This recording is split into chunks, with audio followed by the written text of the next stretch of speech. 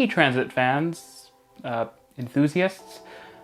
Hey everyone, welcome back to the channel. Today we're going to be talking about announcements, audio announcements, as in where to do them, when to do them, how to do them better, and why all of that matters so much on our transit systems.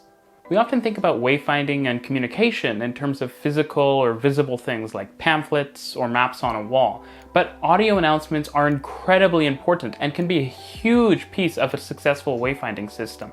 We don't put nearly enough attention and focus into our audio announcements, and what I think that leads to is not only missteps, so bad announcements, but we also miss so many opportunities to communicate with people on transit. And I think we should be both using announcements more often and making announcements better. Let me explain.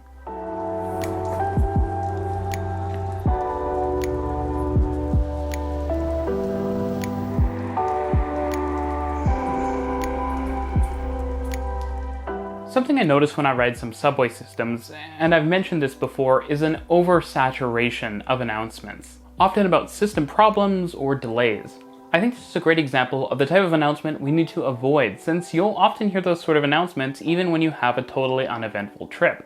The way something as simple as announcements are managed will impact the way people think about a transit system, their confidence in it, and their belief about how reliable it is. And people's faith in transit systems is incredibly important because we need people to vote for expanding and funding transit systems. And if they think it's not worth it, well, that's a problem for everyone. Of course, such announcements often don't provide a lot of utility, which is something I'm going to be talking about a lot today. At the same time, it's often the case that major planned service disruptions or transit connections aren't talked about very much. And this shows how much priority we give to reactionary, low-utility announcements over ones that would be useful to passengers. You know, the type of announcements that would make transit more user-friendly, or at least easier to use. Of course, if a delay happens on my train or even on the train in front of me, I want to know about that. But transit systems are networks, and they should be managed as such. If you have a localized delay event, you should make a localized announcement, because otherwise you're polluting the air with sort of announcement fluff that isn't useful to people, which not only sort of hampers the impact of your announcements because people will tune them out, but it also just makes it an unpleasant experience riding transit. Of course, as well, they also make delays and problems seem more prevalent than they really are, because transit systems are large, and especially in large multi-line systems, ones that are unprotected with platform screen doors or have aging systems that aren't being repaired adequately, people can get the sense that the system is very unreliable because the scale of problems is quite large, even if the day-to-day impact on rides isn't that significant. That's important because you don't hear an announcement every time a car a few blocks in front of you gets into a minor fender bender, or every time a traffic light stops working, or every time there's congestion in front of you. And that leads to a different perception when you're, say, driving. When you're in a train, announcements are incredibly important because people don't have sort of agency or control over their movement like they may in a car, and so you have to be really smart about how you use announcements to make sure people have the sense that they're moving and that progress is being made, even if you're stationary sometimes. At the same time, there are so many things we should be announcing, and I'm going to list a bunch of them off here in the video. The important thing to think about here is that a lot of good transit systems use a ton of physical media and visual media to communicate all kinds of things, but again, we do not use announcements often enough, and so I'm going to break down a number of ways we can. Number 1, announce connections. This is a basic thing that a lot of systems still unfortunately don't do. If you're showing up at an interchange, it makes sense to announce the lines you're interchanging with. And even if you're interchanging with a bus rapid transit line in a smaller system, scale things so probably you don't want to have an announcement at every single station, especially for minor lines. But if you have a small system, you can announce less important lines because they're more important relative to the size of the system. Saying change for X can be incredibly valuable, and it's not a lot of words or noise pollution, especially since trains tend to be louder when they're stopped at stations. Of course, you should be intelligent about it as well. If it's late at night and night buses are running, maybe consider announcing what night bus routes you connect with, if, say, one line ends earlier than others.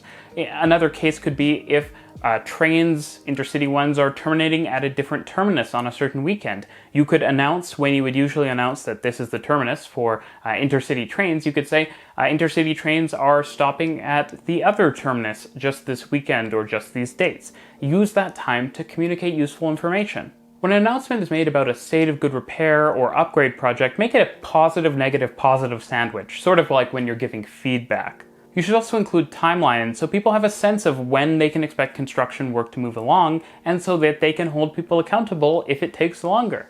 Something like, in order to serve you better, we're installing elevators at Station X. There may be some disruption in the station during this time. You can expect works to take 3 weeks. We're excited to bring you a more accessible station. Thank you for your patience. Something like that. 3. If a station is inaccessible, consider announcing it in the station arrival announcements. You could also consider adding information about how to get to an accessible station for people who need an accessible station. Something like arriving at Station X. This station is not accessible. For accessible services, continue traveling to Station Y. 4. Make announcements about major events. If stations are going to be closed or highly congested, suggest alternatives to passengers, and consider doing this in the few days leading up to a major event so that passengers can change their habits for a little bit. If you can't ever provide enough info for a single audio announcement, which could be the case for any of these, then you should say where to get that information. Station ambassadors, information boards, or something along those lines. 6. If you have special fare programs or you have variable fares depending on the time of day, you should probably announce that on the transit system. For example, you could say that fares are reduced for this weekend because of X reason, or there's a holiday on a certain day and fares will be reduced. Consider using the system to go to some destination. Or if, say, after a certain time, travel is less expensive, you could have an audio announcement in stations. And even better, you could have signs at the entrances of stations, because you tend to have LCDs and the like, that say, wait 5 minutes and fares will go down. I think people might find that helpful, and I think that helpful and user-friendly systems are so important, as per my video here. 7. Announce when trains are arriving at stations and where they're headed. This is a great system that allows people to not wait right at platform edges, which is especially important in systems without platform screen doors, which also tend to have less information screens that you could communicate this information with. But it also allows people to relax, and when they hear the announcement, they know, oh, it's time for me to stand up if my train is coming. 8. If a train is facing a delay, regularly communicate with customers and tell them as much information as you can. If you can make a rough estimate as to how long the delay will be, that would be very valuable. Even if it's a rough estimate, and even if the estimate ends up being less than the actual time it takes, at least people have a perception of roughly how long they should expect to be waiting, and I think that's helpful. If you're a multi-language or even multicultural society, consider making announcements in multiple languages, particularly in prominent secondary languages. In Asia, a lot of systems will make announcements in 3 or 4 languages, and signs will often be in 3 or 4 languages as well. You don't have to make every announcement in those secondary languages, but even just putting some could be a great benefit. One thing I really like about the O train in Ottawa in Canada is that all announcements are made in French and English, which is something that frankly we should adopt basically nationwide in Canada. I think it would be a great thing for accessibility. Number 10. If a new service is opening soon, or if there will be a service change, announce it at the relevant stations and at the relevant connecting lines. Consider which announcements need to be made in which locations. If a service change is happening on a line that's way off in the other side of the city, maybe you don't need to announce it on the other side of the city. But if a line connects to a line with a service change, it could be valuable to announce that there will be a service change, because people regularly riding one line quite possibly could be riding a connecting line, and even if they don't, they may benefit from knowing. This is just a general theme, but you should think about where announcements should be made. Modern PA systems have zones and the like. So if, for example, you're making an announcement in a station about an entrance being closed the next week, I hope you're making announcements about things like that. Then you could make that announcement only in the area of the station near that exit, so that you don't bother most passengers, but the passengers who will care will find out. Of course, all of this needs to be selective. You need to weigh whether adding an announcement is going to add too much auditory pollution for the utility it actually brings you. Of course, as well, if you add too many announcements, you can create a lot of confusion. Of course, some systems also use a lot of repeat or unnecessary announcements, which are not super helpful. Remember that regular commuters are going to end up hearing those announcements at some point during the first week they're making a certain commute. So it's probably not necessary that between every single station stop you make the same announcement. Now, when you do have a lot of congestion, maybe because it's a busy line or because there are a lot of delays on your system, Toronto, consider using tones to signify important announcements or sort of medium importance announcements. That way, a regular announcement that you're arriving at a station, people can leave their headphones in. I know that as someone who enjoys listening to podcasts or music when I'm riding the subway, it would be great if there was a system of tones that kind of signified the importance of an announcement. For example, some sort of service change or something I'm usually in the loop about, but if there's an actual delay on my line, I probably want to hear about that. So making a distinctive tone for the different types of announcements that people can learn over time would be really useful. Of course, you should also invest in good PA and radio systems, not the, crumbly, bad, staticky type.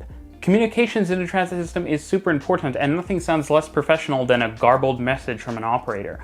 Of course, too, as systems become more and more automated, like they are in Toronto, operators should be trained on how to make good, clear, concise announcements because they'll be using less of their time to operate the train. At the end of the day, announcements are critical because on a transit system, and frankly anywhere, information is critical. And I fear that far too often we don't use every tool in our toolkit to make the experience of using transit seamless, which is a great way of keeping riders and attracting new ones who just want the convenience of transit and they don't want to have to worry about the stress of driving, which is a big reason I personally use transit.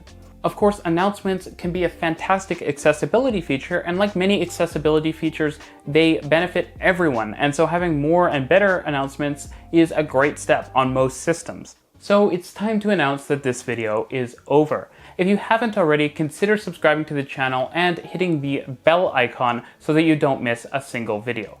Thanks for watching RM Transit, and have a good commute.